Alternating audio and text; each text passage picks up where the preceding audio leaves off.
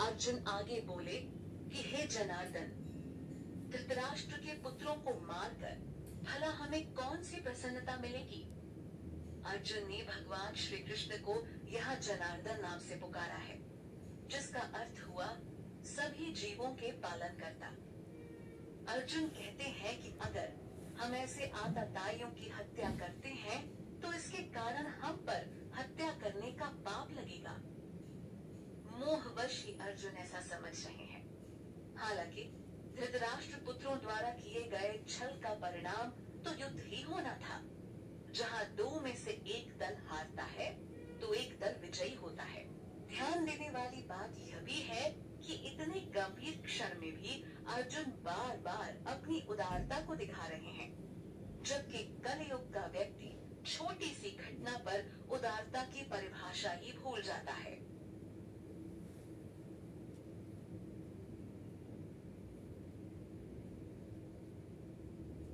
परिवारजनों को मारने के बाद लगने वाले पाप के प्रति चिंतित अर्जुन आगे कहते हैं कि हे माधव, इसीलिए हमें धृतराष्ट्र पुत्रों तथा उनके मित्रों को नहीं मारना चाहिए।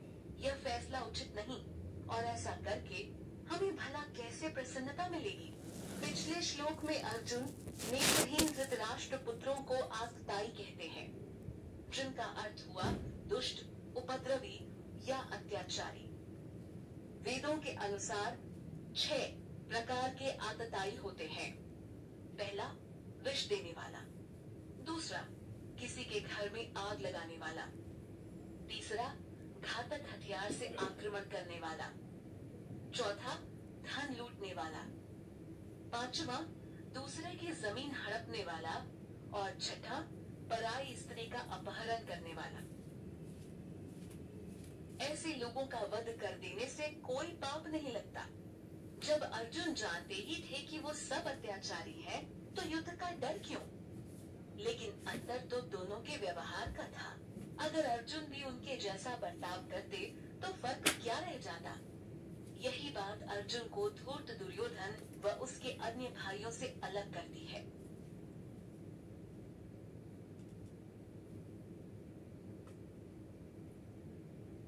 अर्जुन भगवान श्री कृष्ण से आगे कहते हैं कि यद्यपि लोभ से वशीभूत होकर ये लोग अपने कुल के नाश होने और मित्रों से शत्रुता होने में किसी भी प्रकार का पाप नहीं देख रहे हैं, इस वाक्य से समझ आ रहा है कि अर्जुन को विपक्षी दल के भाव का अनुमान था, लेकिन फिर वो भी उनके समान बर्ताव करने से बच रहे थे। ये सोच किसी पुण्य आत्मा की ही हो सकती है, जिसे अर्जुन ने दिखा दिया, जो धर्म मार्ग पर खड़े थे।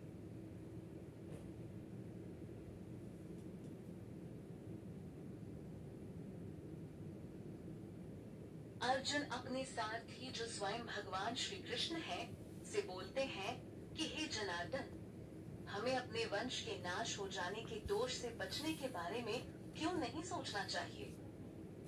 अर्जुन बार बार कौरवों को मारने के बाद खुद पर लगने वाले पाप पर विचार कर रहे हैं। दुविधा में फंस चुके अर्जुन को युद्ध के बाद होने वाला विनाश व दुष्परिणाम दिखाई दे रहा था, जिसे विपक्षी दल नहीं देख पा रहा था। इसी कारण अर्जुन युद्ध नहीं करना चाह रहे थे। और फिर श्री कृष्ण से भी पूछते हैं कि भला वो इसके बारे में क्यों ना सोचें और आखिर क्यों इस अपराध में शामिल हों।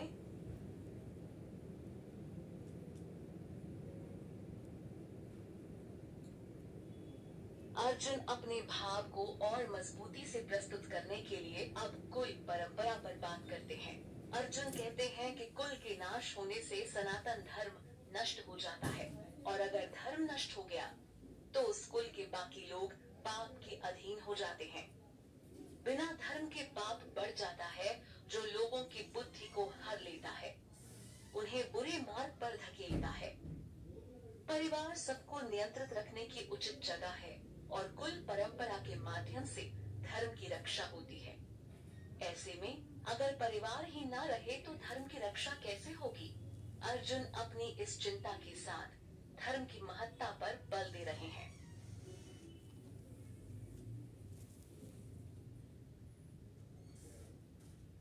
परिवार के महत्व पर विचार करते हुए अर्जुन आगे यह कहते हैं कि पाप के अधिक बढ़ जाने से उस कुल की स्त्रियां दूषित हो जाती हैं। हे वार्ष्णेय, अगर स्त्रियां दूषित हो जाती हैं तो इससे वर्ण संकर उत्पन्न होता है, यानी अवांछित संतानें पैदा होती हैं, जो आगे चलकर पाप को और बढ़ाती हैं। यहाँ श्री कृष्ण को अर्जुन ने वार्ष्णेय कहकर संबोधित किया है, क्योंकि वो वृषणवंश में उत्पन्न हुए। अर्जुन पहले परिवार जनों के युद्ध में मारे जाने से चिंतित थे और अब उस चिंता को धर्म की हानि से जोड़ दिया। इससे समझ आ रहा है कि वो कितने बड़े धर्मात्मा पुरुष थे, जो हर कदम पर धर्म की सोचते थे।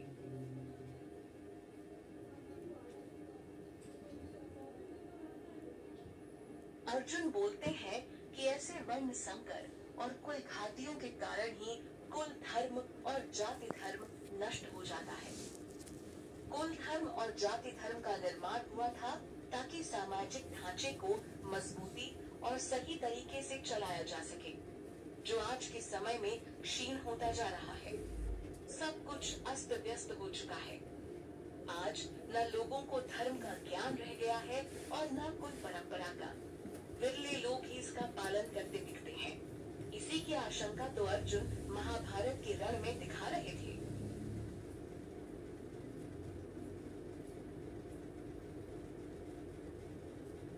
यहाँ अर्जुन पुनः श्री कृष्ण को जनार्दन नाम से संबोधित करते हैं।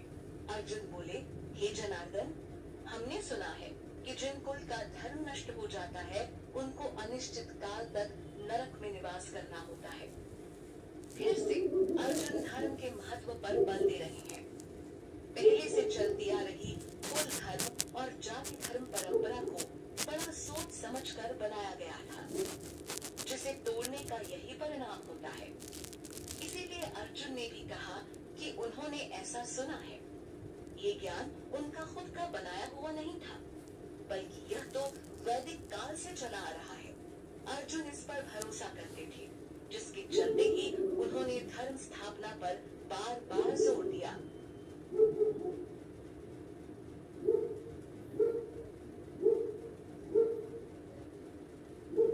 अर्जुन का करुणा भाव शांत होने का नाम ही नहीं ले रहा। अर्जुन दुखी हृदय के साथ कहते हैं, ओ कितने शोक की बात है कि हम सुख और राज्य पाने के लिए इतने उतारू हो चुके हैं कि उसके लिए जघन्य अपराध करने को भी तैयार हैं। अर्जुन परिजनों की हत्या करने को भारी अपराध समझ रहे हैं। वो बार बार सिर्फ यही विचार कर रहे हैं कि भला कैसे हम राज्य सुख पाने के लिए अपने ही संबंधियों का वध कर सकते हैं। अर्जुन को इसमें अनिष्ट दिखाई दे रहा था, धर्म की हानि नजर आ रही थी। फिर भी उन्होंने आखिरी क्षण तक धर्म का विचार नहीं त्यागा।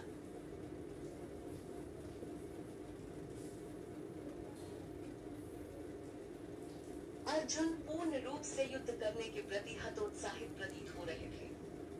जिस प्रकार वो कहते हैं कि अगर धृतराष्ट्र के पुत्र अपने शस्त्रों से मुझ निहत्थे को अगर मार भी दें, तो यह भी मेरे लिए अच्छा होगा। यानी वो किसी भी हाल में उन लोगों पर वार नहीं करना चाहते जिनके साथ उनका बचपन बीता, जिनके साथ उनकी यादें जुड़ी हैं। इस मोह के कारण अर्जुन बोले कि अगर वो मुझे प्रतिरोध ना करने पर भी मार देते हैं तो यह श्रेष्ठ है। पर वास्तव में धर्म केंद्रित होने के कारण ही अर्जुन के मन से ये भाव उत्पन्न हो रहे हैं।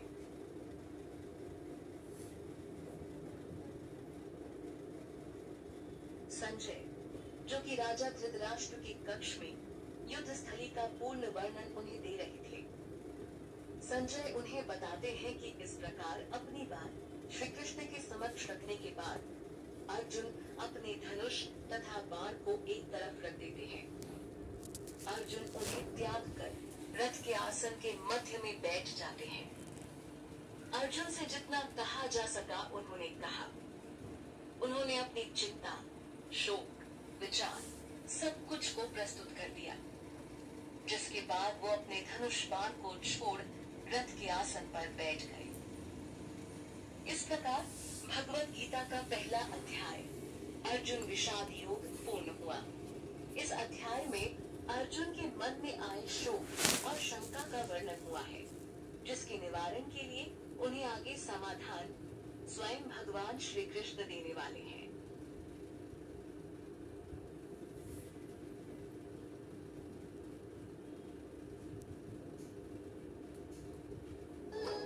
अनुचित नपुंसकता तुम्हें है पार्थ, इसमें मत पड़ो।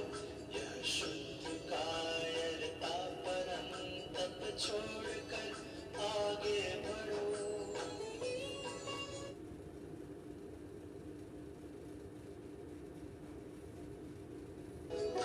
किस भांति मधुसूदन समर में भीष्म द्रोण। अर्जुन की मनोस्थिति का वर्णन करते हुए संजय अब यहाँ आगे की घटना का वर्णन कर रहे हैं। वो बताते हैं कि किस प्रकार अर्जुन करुणा और शोक से व्याकुल हैं। उनकी नेत्र आंसुओं से भर चुके हैं। परिवार के प्रति मोह ने उन्हें युद्ध भाव से विमुख कर दिया है। अब अर्जुन के भाव व उनके सज्जल नेत्रों को मधुसूदन देख रहे हैं। मधुसूदन नाम के पीछे की कहानी यह है कि भगवान ने मधु नाम के एक असुर का वध किया था, जिस कारण उन्हें मधुसूदन नाम से भी बुलाया जाता है। तो इस प्रकार अर्जुन की तरफ देख मधुसूदन ने यह शब्द कहे। युद्ध का नियम है विपक्ष में खड़े शत्रु का डटकर सामना करना या उसे परास्त करना। इसके अलावा दूसरा कोई चारा नहीं। एक बार युद्ध स्थल पर गए तो वहां बस आर पार की जंग ही होती है। लेकिन अर्जुन इस नियम को भूल रहे थे। अर्जुन के इन भावों को देख भगवान उनसे पूछते हैं, हे अर्जुन, आखिर यह मोह तुम्हारे अंदर कैसे आया? आर्य पुरुषों को युद्ध से विमुख होना या युद्ध के मैदान पर इस प्रकार की करुणा मोह दिखाना बिल्कुल शोभा नहीं देता। ऐसा करने से फिर उसे न स्वर्ग मिलने वाला है और न ही वो यश प्राप्त कर सकता है। भगवान ने वही बात कही जो परम सत्य है। कुरुक्षेत्र की भूमि पर इस महाभारत के होने की आवश्यकता थी ताकि धर्म की स्थापना हो सके। ऐसे में अर्जुन के हृदय में शत्रुओं के प्रति आई इन कोमल भावनाओं और मोह का कोई महत्व नहीं था। इससे उनके यश में कोई वृद्धि नहीं होने वाली थी। भगवान की कथन का भाव बड़ा स्पष्ट है कि हर व्यक्ति को अपने कर्तव्य के प्रति निष्ठावान रहना चाहिए। कर्म त्याग कर आज तक कोई बहादुर नहीं बन सका है। भगवान अर्जुन को कायरता न दिखाने को कह रहे हैं। भगवान ने कहा, हे पार्थ, कायरता दिखाना तुम्हारे लिए उचित नहीं। हे परंतप, अपने हृदय की इस दुर्बलता को त्याग दो। यहाँ अर्जुन को परंतप कहकर संबोधित किया गया है, जिसका अर्थ हुआ शत्रुओं का दमन करने वाला। अर्जुन क्षत्रिय थे, तो परिस्थिति के अनुसार उत्पन्न इस युद्ध में शत्रुओं से लड़ना उनका परम धर्म था, न कि उससे विमुख हो जाना। भगवान की बात सुनकर यहाँ अर्जुन उन्हें सिर्फ मधुसूदन ही नहीं बल्कि अरिसूदन नाम से भी पुकारते हैं। मधुसूदन का अर्थ हम बता ही चुके हैं। वो भगवान जिन्होंने मधु नाम के असुर का वध किया था। अरिसूदन का अर्थ हुआ दुश्मनों का नाश करने वाले। अर्जुन श्री कृष्ण के सामने अपनी दुविधा व्यक्त करते हुए कहते हैं कि हे मधुसूदन, आखिर मैं कैसे द्रोणाचार्य और भीष्म पितामह के विरुद्ध युद्ध करूं? अर्जुन समझ नहीं पा रहे कि आखिर वो किस प्रकार उनके बाणों का सामना करें, क्योंकि वो दोनों ही अर्जुन के लिए बड़े पूजनीय हैं।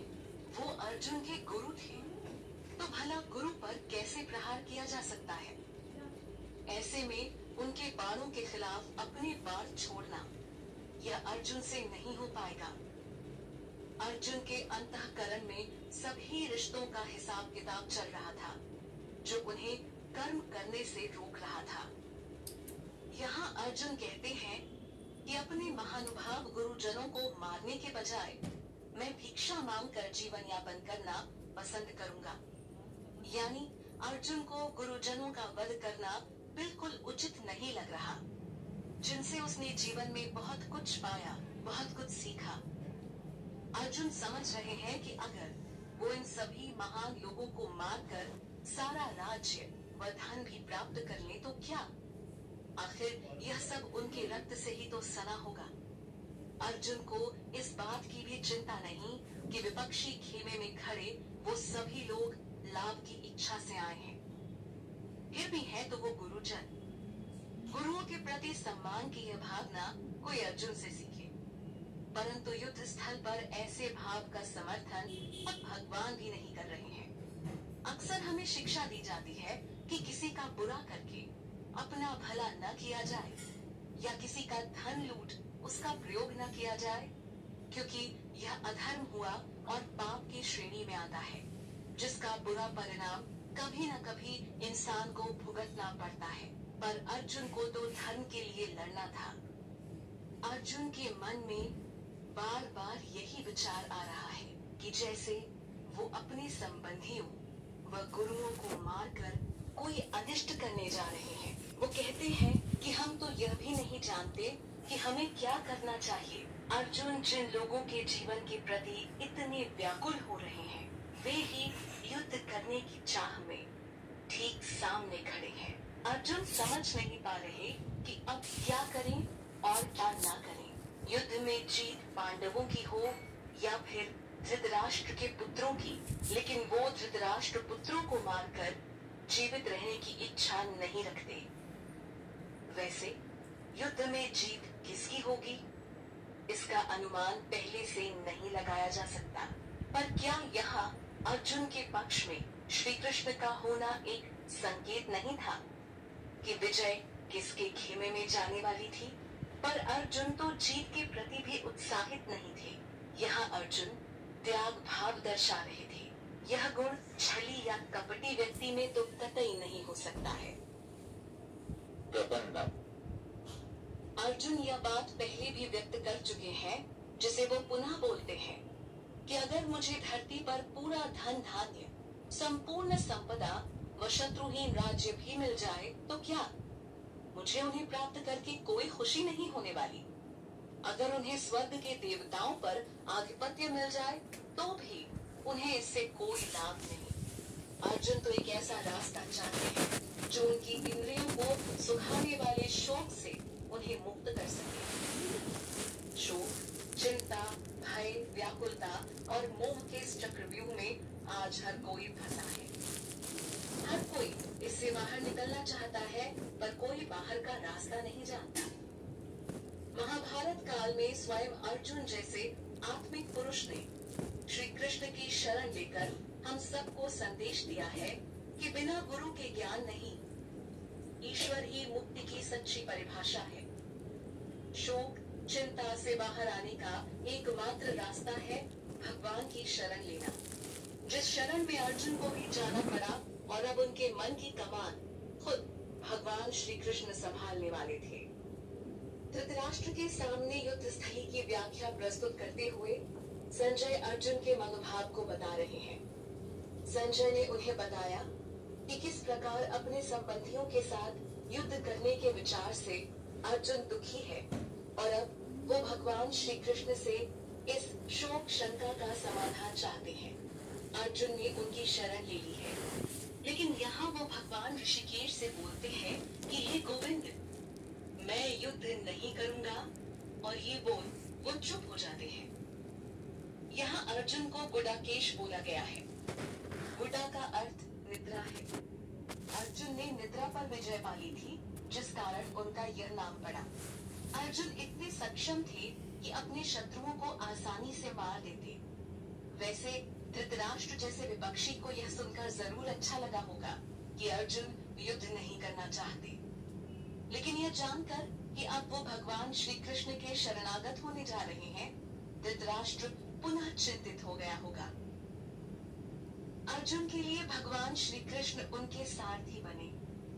फिर शोक और चिंता से घिरे अर्जुन का मार्गदर्शन करने के लिए श्री कृष्ण ने उनके गुरु का किरदार निभाना भी स्वीकार किया, जो कि समस्त जगत के गुरु हैं। भगवान के प्रति शरणागत होने का अर्थ ही है समाधान को प्राप्त करना। दोनों सेनाओं के बीच अर्जुन का रथ खड़ा था और वो चिंतित दिख रहे थे। संजय इसका वर्णन धृतराष्ट्र से करते हुए बोलते हैं, हे भरतवंशी, अर्जुन की इस स्थिति को देख भगवान कृष्ण मुस्कुराए और उनसे यह कहा। श्री भगवान अर्जुन की बात पर थोड़ा कटाक्ष करते हुए कहते हैं कि तुम बातें तो बड़े ज्ञानी और पंडितों वाली कर रहे हो, लेकिन यह नहीं जानते कि किसके लिए शोक किया जाना चाहिए और किसके लिए नहीं। ऐसी अवस्था कलयुग में एक आम व्यक्ति की देखी जा सकती है, जो हर समय व्यर्थ की चिंता, शोक और मोह में फंसा हुआ है, फिर भी ज्ञान बखारने से बाज नहीं आता। वो अपने खुद के द्वारा जमा ज्ञान से इतना भी समझ नहीं पाता कि आखिर किसके लिए उसे चिंता और शोक करना चाहिए। लेकिन ध्यान रहे, ऐसे लोगों से अर्जुन की कोई तुलना नहीं। जिसे स्वयं भगवान कृष्ण एक सखा के रूप में मिले, संबंधी के रूप में मिले, एक सारथी के रूप में मिले और वो एक गुरु रूप में भी मिले, ऐसे अर्जुन की तुलना किसी आम व्यक्ति से की ही नहीं जा सकती। भगवान श्री कृष्ण यहाँ साफ तौर पर कहते हैं कि तुम ऐसे लोगों के लिए शोक कर रहे हो जो इसके योग्य नहीं है। साथ ही भगवान बताते हैं कि एक विद्वान न तो मरे हुए के लिए शोक करता है और न ही जीवित व्यक्ति के लिए शोक करता है। यहाँ भगवान सनातन परंपरा की एक झलक प्रस्तुत करते हुए नजर आते हैं। सनातन यानी जो शाश्वत है, जो नित्य है और जो हमेशा बना रहने वाला है। बाहर चल भाई, श्री भगवान बोलते दरवाजा हैं बंद कर दे। कि ऐसा कभी नहीं था कि किसी काल में मैं न रहूं, या तुम न रहे हो, या यहाँ उपस्थित राजा लोग न रहे हो। अर्जुन, ऐसा भी कभी नहीं होने वाला कि भविष्य में हम सब नहीं रहेंगे। खाना होगा। सनातन धर्म आत्मा के शाश्वत रूप को प्रस्तुत करता है, जहाँ न आत्मा की मृत्यु होती है और न जन्म। यह हमेशा से थी और आगे भी हमेशा रहेगी। शरीर और आत्मा के बीच अंतर के इस ज्ञान को भी भगवान ने भगवत गीता के माध्यम से सबके सामने रखा है। श्री भगवान ने अर्जुन के सामने इस बात को रखा क्योंकि उनको हर जन्म और काल याद है। पर एक आम व्यक्ति दूसरा शरीर लेते ही अपने पिछले जीवन को भूल जाता है, क्योंकि उसके ज्ञान और स्मरण शक्ति सीमित है। साथ ही उसकी बुद्धि माया से थक जाती है। तभी तो अपने शाश्वत होने की विचारधारा से जुड़ नहीं पाता और शोक चिंता में जीवन बिता देता है। उसके लिए वर्तमान का जीवन ही सब कुछ है। अर्जुन ज्ञानी होते हुए भी भ्रमित हो गए थे। तभी भगवान ने उन्हें राह दिखाई। यहाँ आखिर भगवान कृष्ण ने स्पष्ट रूप से शरीर और आत्मा के अंतर पर वर्णन किया।